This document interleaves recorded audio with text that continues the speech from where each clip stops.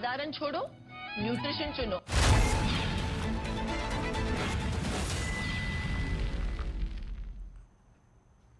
2022 चुनाव को लेकर दिल्ली में आज बीजेपी राष्ट्रीय कार्यकारिणी की बैठक हुई। इस बैठक में 5 राज्यों में होने वाले चुनाव के साथ यूपी चुनाव को लेकर भी मंथन हुआ।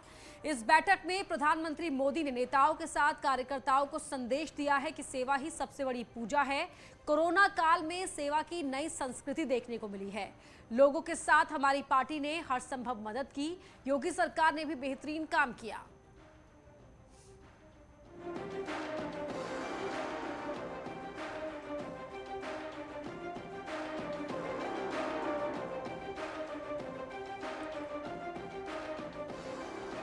पांच राज्यों के मुख्यमंत्री गोवा, उत्तराखंड, मणिपुर और उत्तर प्रदेश के पार्टी के प्रदेश अध्यक्ष और मुख्यमंत्रियों के द्वारा आने वाले समय में भारतीय जनता पार्टी चुनाव के संबंध में पूरा विषय रखा गया। राज्य सरकारों के द्वारा जो 5 साल में अभूतपूर्व कार्य किए गए हैं, उनका व्रत मुख्यमंत्रियों के द्वारा रखा गया और उसके साथ ही जनता से जुड़ने के लिए, विभिन्न विषयों को उनके बीच में ले जाने के लिए, विभिन्न वर्गों के साथ समन्वय बनाने के लिए पार्टी की जो योजनाएं विभिन्न भिन्न राज्यों में बनाई गई है, उनका पूरा व्रत वहां के प्रदेश अध्यक्षों ने दिया। अब आपको ये तस्वीरें टीवी स्क्रीन पर दिखा रहे हैं। इस बैठक में 5 राज्यों के मुख्यमंत्री के साथ बीजेपी कार्यकारिणी के सभी सदस्यों ने हिस्सा लिया, जिसकी अध्यक्षता बीजेपी अध्यक्ष जेपी नड्डा ने की। इस बैठक में पीएम मोदी, गृह मंत्री अमित शाह, रक्षा मंत्री राजनाथ सिंह और मुख्यमंत्री योगी आदित्यनाथ भी शामिल हुए। इन सभी के साथ 5 राज्यों में होने वाले चुनाव को लेकर रणनीति बनाई गई। नरेंद्र मोदी को आप देख सकते हैं, बीजेपी अध्यक्ष जेपी नड्डा, मुख्यमंत्री योगी भी इन तस्वीरों में साफ तौर पर देखे जा सकते हैं, अमित शाह, राजनाथ सिंह। और 5 राज्यों में विधानसभा चुनाव को लेकर क्या रणनीति पार्टी की रहेगी, किस रणनीति के साथ कार्यकर्ता जमीन पर लोगों से कनेक्ट करेंगे, उस पर मंथन हुआ। बीजेपी के राष्ट्रीय अध्यक्ष बनने के बाद ये पहली बीजेपी नेशनल एग्जीक्यूटिव मीटिंग थी और इस मीटिंग की शुरुआत जेपी नड्डा के भाषण के साथ ही हुई, जिसमें उन्होंने प्रधानमंत्री नरेंद्र मोदी की तारीफ की। खासकर कोरोना काल में जो कदम उठाए गए हैं केंद्र सरकार की तरफ से, उसे लेकर जेपी नड्डा ने तारीफ की प्रधानमंत्री की, केंद्र सरकार की। 100 करोड़ डोज वैक्सीनेशन के दिए जाना, इसे एक बड़ी उपलब्धि बताया गया और इसे लेकर जो नीति रही है केंद्र सरकार की, खासकर प्रधानमंत्री की, उसकी तारीफ की गई है जेपी नड्डा की तरफ से, राष्ट्रीय अध्यक्ष की तरफ से। और 100 करोड़ डोज के अलावा नौकरी को लेकर, अर्थव्यवस्था को जो एक झटका लगा कोरोना के दौरान, उस दौर से भारत को बाहर निकालने के लिए जो कदम, जो नीति बनाई गई है, उसे लेकर भी चर्चा हुई है और उसे लेकर भी तारीफ प्रधानमंत्री की हुई है और इस तरीके से मीटिंग की। वहीं बीजेपी कार्य समिति की बैठक में मुख्यमंत्री योगी आदित्यनाथ के काम को लेकर तारीफ हुई और इस बात को निर्मला सीतारमण और धर्मेंद्र प्रधान ने लोगों के सामने भी रखा।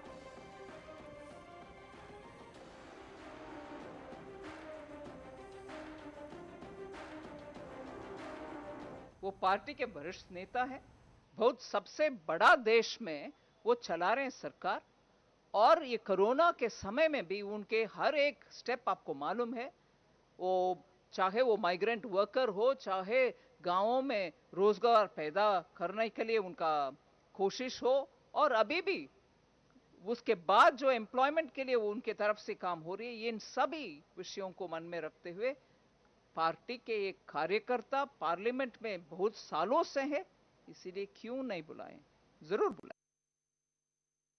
प्रधानमंत्री जी की कोरोना को इस कठिन की स्थिति में चुनौती भरे रास्ते से देश को आगे ले जाने के लिए उनकी वैश्विक नेतृत्व के कारण आज विश्व उनको कई विकासशील देश और अनेक विकसित देश उनकी प्रशासनिक पहल की आदर्श मानते हैं। वैसे बीजेपी के विधानसभा चुनाव को लेकर प्रचार प्रसार जारी है। दूसरी तरफ आगामी दिनों में प्रधानमंत्री मोदी चुनावी राज्यों में दौरे तेज करने जा रहे हैं। अगर बात उत्तर प्रदेश की जाए तो अगले 15 दिन में प्रधानमंत्री मोदी के 3 दौरे होने जा रहे हैं। पहला दौरा प्रधानमंत्री मोदी का 16 नवंबर को सुल्तानपुर से शुरू होगा। इस मौके पर पूर्वांचल एक्सप्रेसवे का उद्घाटन करेंगे। इसके बाद एक्सप्रेसवे की हवाई पट्टी पर रैली करेंगे। इस एक्सप्रेसवे की सौगात मिलने से पूर्वी और पश्चिमी उत्तर प्रदेश के लोगों को अच्छा फायदा होगा। इसके बाद 19 नवंबर को प्रधानमंत्री मोदी झांसी का दौरा करेंगे। इस मौके पर 75वीं वर्षगांठ के मौके पर शामिल होंगे और बुंदेलखंड को कई सौगात भी देंगे। और तीसरा दौरा लखनऊ का है, जब प्रधानमंत्री मोदी 20 नवंबर से शुरू हो रहे डीजीपी कॉन्फ्रेंस में हिस्सा लेंगे और इस कार्यक्रम का उद्घाटन करेंगे। 22 नवंबर तक कार्यक्रम चलेगा। इस कार्यक्रम में अमित शाह भी शामिल होंगे।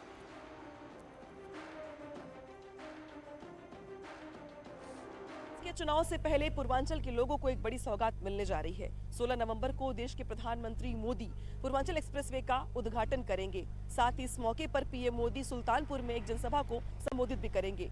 उत्तर प्रदेश के मुख्यमंत्री योगी आदित्यनाथ ने सत्ता संभालने के साथ ही पूर्वांचल को बड़ी सौगात देते हुए 6 लेन के 340 किलोमीटर लंबे एक्सप्रेसवे का निर्माण कार्य शुरू करवाया था, जो अब बनकर तैयार हो चुका है। लखनऊ के चांसराय से निकलने वाला ये एक्सप्रेसवे यहां से होते हुए बाराबंकी, अंबेडकर नगर, सुल्तानपुर होते हुए गाजीपुर तक जाता है। यानी कि अगर देखा जाए तो फिलहाल तो ये 6 लेन है, लेकिन भविष्य में इसे 8 लेन करने की भी गुंजाइश है, जिसकी तैयारियां भी यूपी सरकार की ओर से की गई है। माना यह जा रहा है कि इस एक्सप्रेसवे के बनकर तैयार होने से जहां पर पूर्वी उत्तर प्रदेश से पश्चिमांचल की नजदीकियां बढ़ जाएंगी, तो वही दिल्ली से बिहार का सफर भी ज्यादा आसान हो जाएगा। अनामिका न्यूज़ 18 लखनऊ। वहीं यूपीडा के कार्यों का निरीक्षण करने प्रमुख सचिव गृह अवनीश अवस्थी मऊ पहुंचे, जहां उन्होंने विकास कार्यों को लेकर समीक्षा बैठक की। इस बैठक को मोहम्मदाबाद गोहना इलाके की गई, जहां विकास कार्यों को भी देखा है और अधिकारी विकास कार्यों में तेजी लाने के निर्देश भी दिए।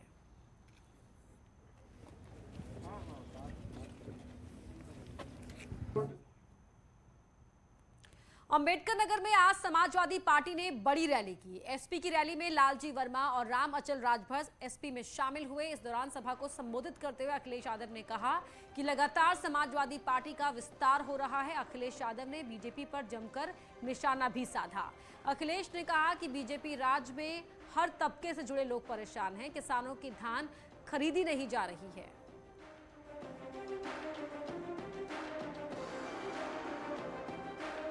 अंबेडकर नगर का संदेश केवल अंबेडकर नगर का नहीं है, यहां से संदेश जा रहा है पूरे देश में, प्रदेश में। और जब इस धरती पर आए हों, जिस जिले का नाम अंबेडकर नगर हो, और इसी धरती से डॉक्टर राम मनोहर लोहिया निकले हैं। जो काम शुरू हुआ था नेताजी की सरकार में, किसी सरकार ने नहीं रोका, वो काम और आगे बढ़ता चला गया। समाजवादी सरकार में और सहूलियत देने का काम हुआ, उनकी मदद हुई। लेकिन जब से भारतीय जनता पार्टी की सरकार आई है, उन्होंने उस इंतजाम को भी बंद कर दिया। अब आज फिक्स रेट हमारे बुनकर भाइयों को नहीं मिल रही है। धान खड़ा है खेतों में, सरकार कह रही थी आय दोगुनी कर देंगे, लेकिन बताओ धान की आय कितनी हो रही है? कोई खरीदने वाला नहीं, कोई पूछने वाला नहीं। जहां सरकार हमारे किसानों की नहीं मदद कर रही, वहीं राइस मिल मालिकों की भी कोई सुध नहीं ले पा रहा है। कानपुर में शिवपाल सिंह यादव अपनी सामाजिक परिवर्तन यात्रा लेकर पहुंचे। इस दौरान उन्होंने अखिलेश यादव से गठबंधन को लेकर कहा कि जल्द ही ऐलान किया जाएगा। इस दौरान उन्होंने बढ़ती महंगाई को लेकर बीजेपी सरकार पर निशाना भी साधा।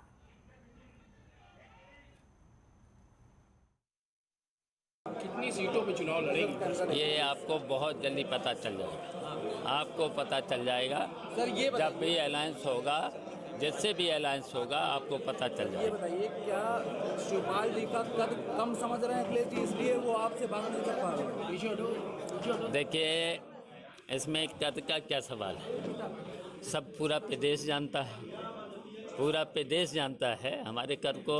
इसकी हमें चिंता नहीं है, हमारा प्रदेश जानता। 2022 को लेकर विपक्षी दल भी लगातार जनता के बीच सक्रिय हैं। शामली के कस्बा थाना भवन में परिवर्तन संदेश रैली का आयोजन जयंत चौधरी ने किया। इस मौके पर उन्होंने बीजेपी को जमकर घेरा और लोगों से वादा किया है कि अगर उनकी 2022 में सरकार बनी तो युवाओं को रोजगार देंगे और किसानों को 1.5 गुना ज्यादा गन्ना मूल्य देने का वादा किया है। इस मौके पर किसान आंदोलन को लेकर भी जयंत चौधरी ने बात की। कहा कि किसान अपनी मांगों को लेकर प्रदर्शन कर रहे हैं। पिछले 1 साल से धरने पर बैठे हैं, लेकिन सरकार उनकी मांगों पर ध्यान नहीं दे रही है। 5 साल में विकास नहीं करा पाए, नौजवानों को नौकरी नहीं दिला पाए और बस झगड़ा फसाद की एक ही भाषा बोलना जानते हैं। ऐसे लोगों से छुटकारा मिलती, मुद्दों की बात नहीं कर रही। 1 करोड़ नौजवानों को नौकरी दिलाने की बात, किसानों को उचित मूल्य दिलाने की बात और महिलाओं को सुरक्षित रखना, 50% महिलाओं के लिए कोटा, जो वृद्धा पेंशन मिलती है 3 गुना उसको करना ताकि हम बुजुर्गों का ख्याल रख पाएं। कानपुर में जीका वायरस का प्रकोप बढ़ता जा रहा है। आज 10 और नए मामले सामने आने से हड़कंप मच गया। खबर के मुताबिक 3 एयरफोर्स कर्मियों में जीका वायरस मिला है, जबकि 2 महिलाएं और 2 लड़कों में भी इसकी पुष्टि हुई है।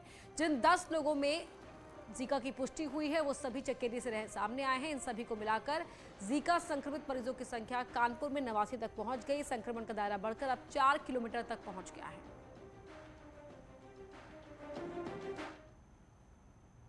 यहाँ रुक एक छोटे से ब्रेक के लिए, जल्द लौटते हैं।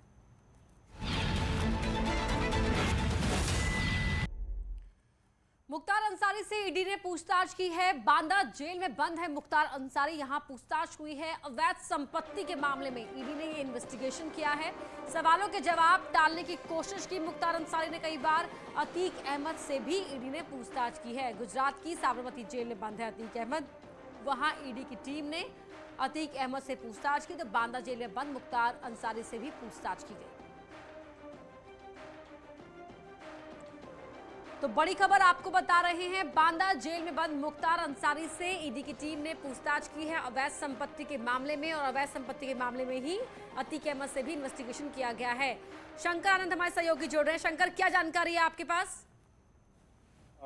केंद्रीय जांच एजेंसी ईडी की टीम आज बांदा जेल में आई थी और बांदा जेल में आने के बाद यहाँ पे मुख्तार अंसारी से काफी देर तक पूछताछ की गई है। हालांकि ये जो मामला था, मनी लॉन्ड्रिंग एक्ट के तहत जो मामला दर्ज किया गया था, उसी मामले में कई चल और अचल संपत्तियों के बारे में मुख्तार अंसारी से पूछताछ की गई। हालांकि मुख्तार अंसारी कई सवालों के जवाब को टालने की कोशिश की है, लेकिन ईडी की टीम ने बकायदा उनसे जब कई दस्तावेज दिखाए, कई प्रॉपर्टी के दस्तावेज दिखाए, तो उसके बाद मुख्तार अंसारी ने कहा कि इस मामले पर वो अपने चार्टर्ड अकाउंटेंट से पूछ करके अगली बार वो जवाब देंगे। तो जिस तरह से आज देर तक पूछताछ हुई, 3 सदस्यीय टीम आज पूछताछ करने के लिए गई थी, जिसमें कि डीडी स्तर के, डिप्टी डायरेक्टर स्तर के अधिकारी भी आज बांदा जेल में गए थे। तो पूछताछ की प्रक्रिया आज खत्म हो चुकी है। और एक और महत्वपूर्ण जानकारी देना चाहेंगे कि एक और गैंगस्टर की बात करें, अतीक अहमद, जो बाहुबली नेता के तौर पे जाने जाते थे, अतीक अहमद से भी केंद्रीय जांच एजेंसी ईडी की टीम पिछले सप्ताह पूछताछ की है। और वो पूछताछ गुजरात स्थित जो साबरमती जेल है वहां पे पूछताछ की गई और उससे भी मनी लॉन्ड्रिंग एक्ट के तहत दर्ज मामले में ही पूछताछ की गई है।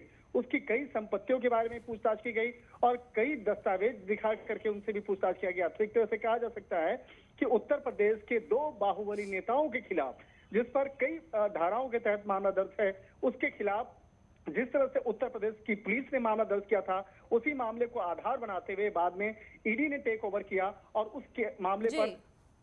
बहुत शुक्रिया शंकर आपका इस जानकारी के लिए।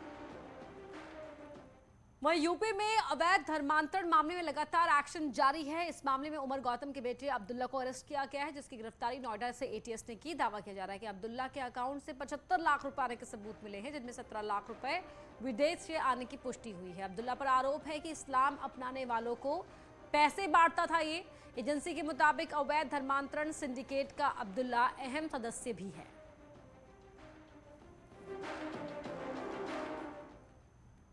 फर्रुखाबाद जिला जेल में बवाल तब मच गया जब एक कैदी की बीमारी चलते जान चली गई। इस खबर ने जेल कैदियों के अंदर इतना ज्यादा गुस्सा भर दिया कि जेल के अंदर ही कैदियों ने बवाल काटना शुरू कर दिया।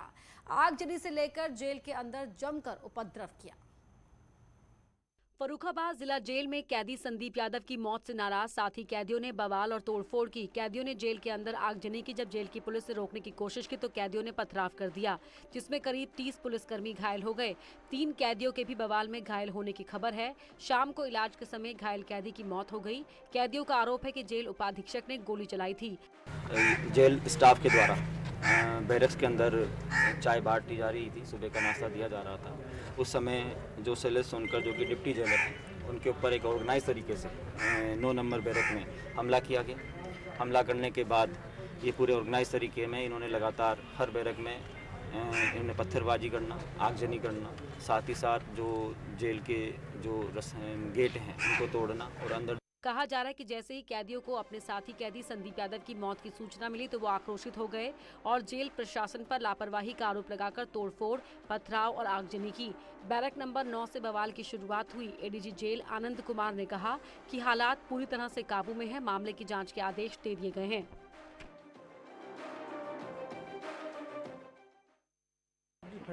पहली तस्वीर जेल के अंदर बवाल की है। बवाल तब शुरू हुआ जब साथी कैदी की बीमारी के चलते मौत हो गई और दूसरी तस्वीर जेल के अंदर कैदी द्वारा की गई आगजनी की है, जबकि तस्वीर में यह है कि इस बवाल में घायल एक कैदी की मौत हो गई और 30 पुलिसकर्मी जख्मी हो गए।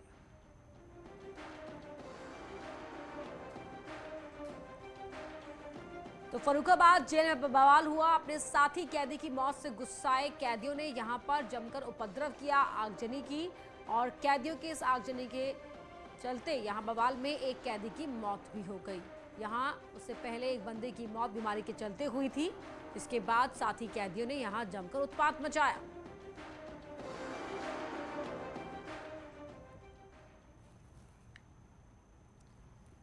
इस बुलेटिन में इतना ही। खबरें जारी हैं।